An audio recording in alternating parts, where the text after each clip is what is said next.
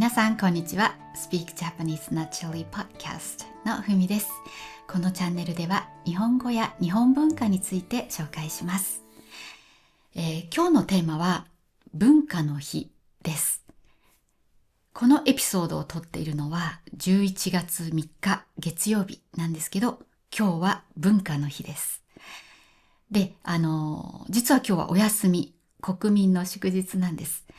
なので、今日のエピソードでは、なぜ、今日が文化の日なのか、日本国憲法と、絡めてお話しします。うちの兄の結婚の話にまで話が広がっていくので、ぜひ楽しんで最後まで聞いてください。じゃあまず今日11月3日が何の日かってことですけど、日本国憲法が公布された日です。公布っていうのは発表みたいなものですね。で、実はもう一つ、5月3日に憲法記念日という、国民の祝日があります。で、憲法記念日は日本国憲法が施行された日のことです。施行っていうのは実際に運用が始まるってことですね。なので、憲法記念日っていうのが別にあるので、今日は文化の日という名前になっています。で、じゃあなんで文化の日なのかってことですけど、まずちょっと日本国憲法に関係があるので、日本国憲法について説明します。日本国憲法の、三大原則。これは中学校で習います。ちょうどうちの息子が今習ってるところです。で、まず、一つ目の原則。これは国民主権です。その前は、天皇が国家の元首でした。だから、主権は国民になかったんです。でも、この今の日本国憲法では、国民主権となっていて、天皇は、象徴となっています。で、二つ目は基本的人権の尊重です。これが、人間としての権利を保障するってことですね。で、三つ目が、平和主義です。実は日本国憲法では、軍隊を持たないっていうことと、国と国の紛争を解決する手段としては、武力を行使しないって言っています。つまり、戦争をしないって言ってるんです。だからよくこれ平和憲法って呼ばれます。それまで日本が戦争をたくさんしてきた反省から戦争を放棄するという内容になっています。じゃあどうして文化の日なのかっていうと、この二つ目の原則、基本的人権の尊重に関係します。これに関する条文で、すべて国民は健康で文化的な最低限度の生活を営む権利を有するという条文があります。つまり、ただ生きてればいいっていうんじゃなくて、健康で文化的な生活を営む権利を持っているって言ってるわけですね。だから、その文化的って言ったら、じゃあ例えば、芸術を楽しむとか、綺麗なものを綺麗だなって思う気持ちを持っていられるっていうことだと思います。で、多分そういうところから今日この日は文化の日ということなんだと思います。で、じゃあこの11月3日に何をするかということなんですけど、例えば東京とかだと、国立西洋美術館、上野の駅からすぐ近い美術館なんですけど、そこは、常設展が無料になります。常設展っていうのはいつもあるものですね。で、特別展っていうのがその時々で変わっていくものです。で、そういう国立西洋博物館とか、あと国立博物館、あと国立科学館、全部その上野の辺にあるやつ。そういうのが無料になったりします。でも全部無料になるわけじゃなくて、本当に限られたいくつかの場所ですね。一般的な人の過ごし方としては、別に普通の休日と変わりません。特に何するっていうことはないんです。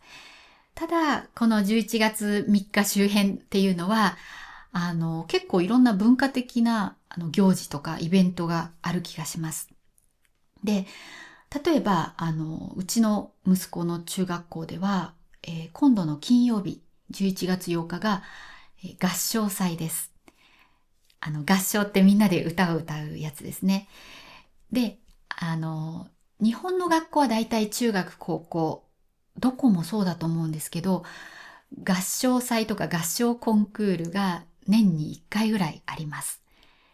で、それはクラスごとに歌を練習して、1曲か2曲ずつぐらい歌うんですね。で、それを1日で、1年生から3年生まで、すべて、それぞれのクラスが歌っていくわけです。結構面白くって、そう、親も言っていいんです。だから見に行くと結構面白いんですけど、本当に毎年子供が歌が上手くなってるんですよ。もう1年生の合唱より明らかに2年生の方が上手いし、それより明らかに3年生の方が上手いんですね。でも、みんな一生懸命歌うんですよ。あ、どうなんだろう。学校によって一生懸命歌わない学校とかもあるかもしれないんですけど、うちの息子が行ってる中学校はみんな一生懸命なんですね。もうね、それ見てると思わず涙が出てくる感じの一生懸命さです。で、あと合唱の曲って大体感動的な曲が多いんです。内容が。だからそういうのもあって、泣けるんだと思います。で、そう、前私、泣ける歌っていうタイトルで、一つエピソードを作ってます。で、それは具体的には卒業式でよく歌われる合唱の曲なんです。それは実際にその歌も流しながらかけてるので、よかったらぜひ聴いてみてください。いっぱいいい曲が聴けます。日本の人だったらみんな知ってるような、よく聴く曲がいっぱい聴けるので、ぜひ聴いてみてください。で、中学のその息子の合唱祭は、保護者、親が歌う曲もあります。それに出たい人だけ、夜6回ぐらい練習があって、一応練習をして、で、本番で合唱祭でみんなが、子供たちが歌い終わった後に、親と先生で歌います。親がだいたい20人から30人ぐらい参加する感じ。で、先生が20人ぐらいいるのかな？ 30 人ぐらいいますかね。それなりに大きい団体になるんですけど、子供たちは、特に先生たちが出るのをすごい楽しみにしてて、先生がちょっと面白いことをしただけでもう大盛り上がりです。すごい楽しいんです。で、親の合唱って、めったにないんですね。どの学校も親が合唱するって普通はないんですよ。で、コロナの間、それがなかったんで、私実はその中学で、そういう親の合唱があるってことをしばらく知らずに過ごしてました。でも、去年初めて知って、あの、参加したんです。そしたら、もうすっごい楽しかったんですね。私実は高校の時、合唱部に入ってました。部活っていうのがあるんですよ。中学、高校には部活があって、で、運動をする部活は運動部。で、それ以外の部活は文化部って呼ばれます。で、私中学でバスケ部だったんで、私下手だったんです。だからもう運動部はやめようと思ってました。で、なんか文化部でどこに入ろうかなって探したんですね。で、美術部か、その合唱部にしようって思ったんです。で、その時に、合唱部の3年生に、私の兄の好きな人がいたんですね。別に兄はその人と付き合ってるとか何かしてたわけじゃないんです。ただ、うちの家族の中では、お兄ちゃんはあの子が好きっていうのがなんかみんな暗黙の了解じゃないんですけど、なんか知ってたんですよ。お正月になると年賀状が来るんですね。で、彼女からは毎年年賀状が来てたんです。で、母が言うには、うちの兄は結構何でも捨てちゃうタイプらしいんですね。でも、その子の年賀状は、なんか大事に取ってある。で、その子は、実は双子で、なんか頭が良くて可愛くて、結構学校で有名な双子だったんですね。だから母も存在はもちろん知っていたんですね。で、私も知ってたんです。で、あの人は、お兄ちゃんの好きな人って私は思ってたわけです。で、その人が、私が高校1年生で入った高校に3年生でいたんですね。で、私その人のことがすごい気になっていたので、じゃあその人が入ってる合唱部に入ろうと思って合唱部に入りました。私がじゃあ高校1年生の時にその先輩と仲良くなったかっていうと別にそういうわけではなかったんですけど、実は兄はその後その人と結婚しました。で、ただですね、ずっと付き合ってたとかではないんですよ。多分年賀状のやり取りはしてたんだと思うんですけど、兄が就職してから多分なんか付き合ってほしいとか言ったんじゃないですかね。その後、あの、付き合って、結婚して今子供が2人います。あと面白かったのが、そういう高校のその合唱部の定期演奏会っていう、発表会が年に1回ありました。で、うちの母はそれを見に来たんですね。で、そしたら、うちの兄を見かけたらしいんですよ。で、その時母は、その妹の定期演奏会を見に行くなんて、随分妹思いの子だなって思ったらしいんですね。でも後で気づいたらしいんですけど、うちの兄は決して私を見に来たわけじゃなくて、その先輩を見に来てたわけなんです。もうだからね、その頃から、すごい好きだったんでしょうね。って感じ。って感じですね。いい話だなって、我が兄のことながら思います。はい。で、とにかく、それは後からの話で、私が高校生の時は、何ってわけじゃなかったんですけど、私その合唱部がすごく好きだったんです。みんな優しかったんですね。同級生も優しかったし、先輩も優しかったし、穏やかな人が多かったんです。だから、なんだろいじめとかそういうのが全くなくて、穏やかな気持ちで過ごせたんですね。だから私すごい好きだったんです。合唱部のみんなが。で、多分そういういい思い出があったからだと思うんですけど、保護者の練習とかで歌ってた時に、もうすっごい懐かしくなって、その歌を歌うってことが、こんなに楽しいんだ、みたいな風になったんですね。多分、高校時代の楽しかった思い出とかが蘇ってきてたとは思うんですけど、歌を歌うことが気持ちよかったんです。で、本番もね、すっごい楽しかったんですよ。で、多分そういう久しぶりに歌を歌ったとか、初めての人もいるかもしれないけど、もっと歌いたいって思った人たちが、思った保護者が多分前にもいたみたいで、10年前ぐらいに、その中学を子供が卒業しちゃったけど、もっと合唱を続けたいっていう保護者で、合唱団を作ってたんです。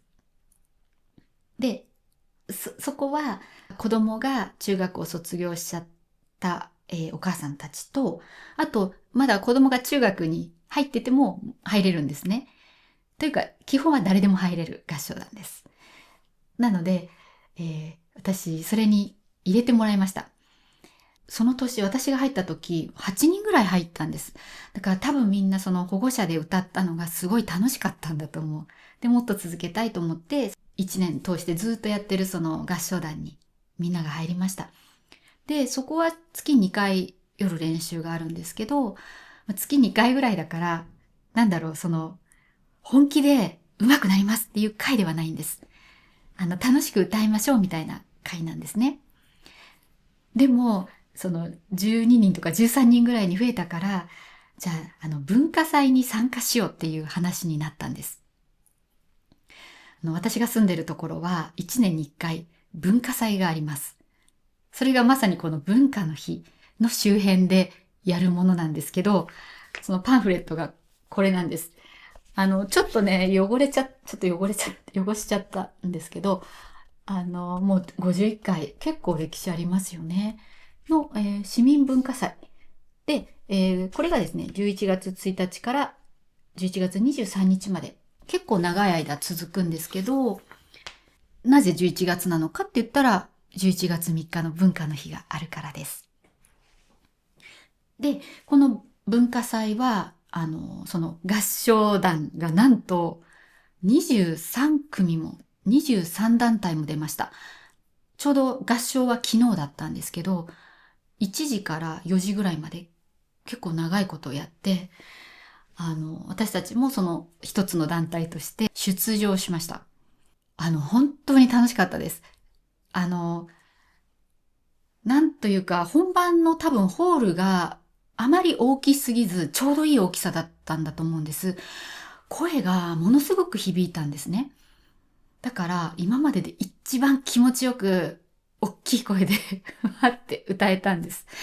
で、ただ私高い声になると全然出なくなるので、出ないとかいうシーンはいっぱいあったんですけど、多分私の声なんてもともとそんな大きくないので、みんながね、カバーどころかみんなが上手なので、おかげで私もすごい気持ちよく歌えました。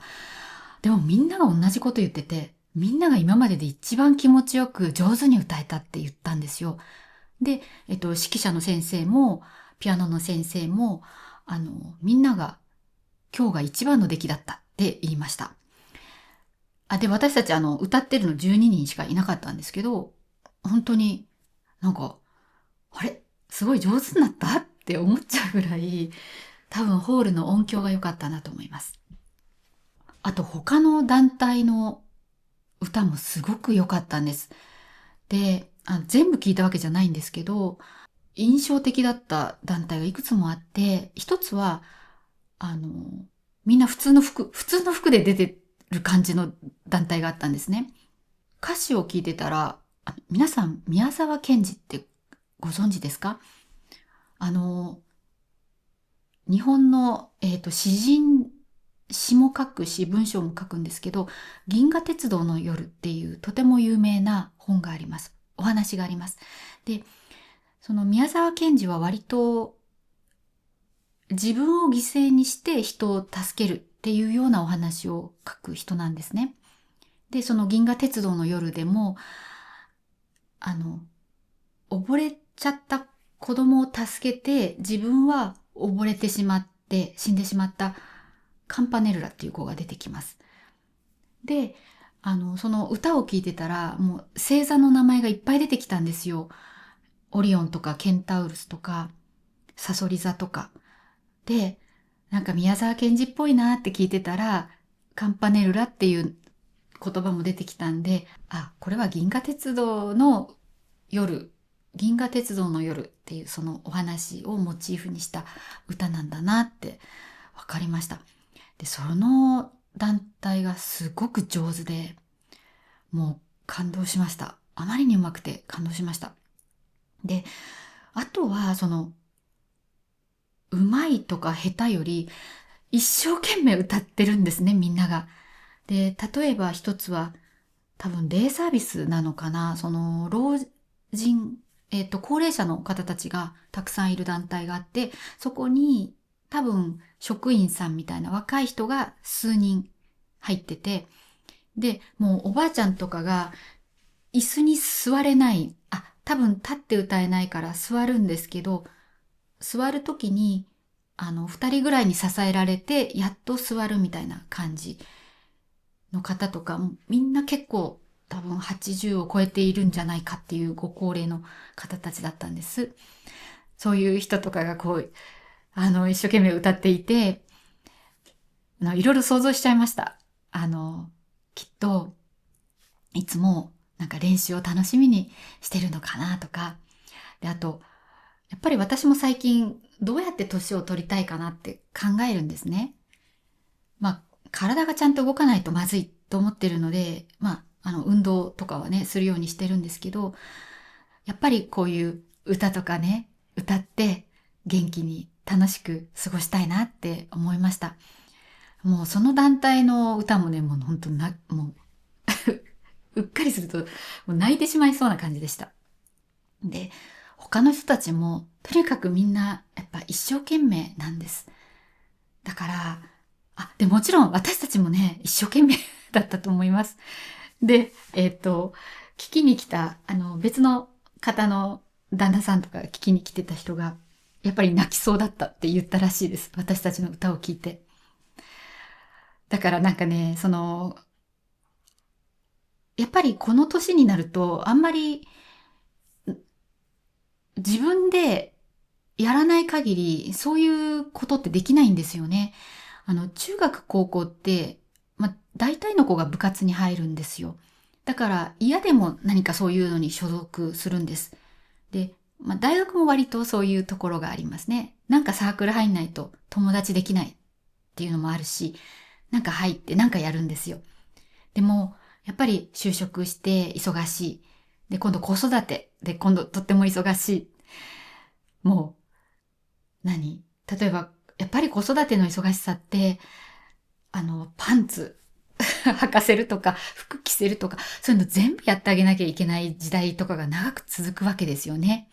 で、やっと本当に中学生ぐらいになると、中学生ぐらいになる前からそういう自分の身の回りのことを一人でできるようになって、で、時間ができたわって思うのが、小学校高学年とかなってからですね。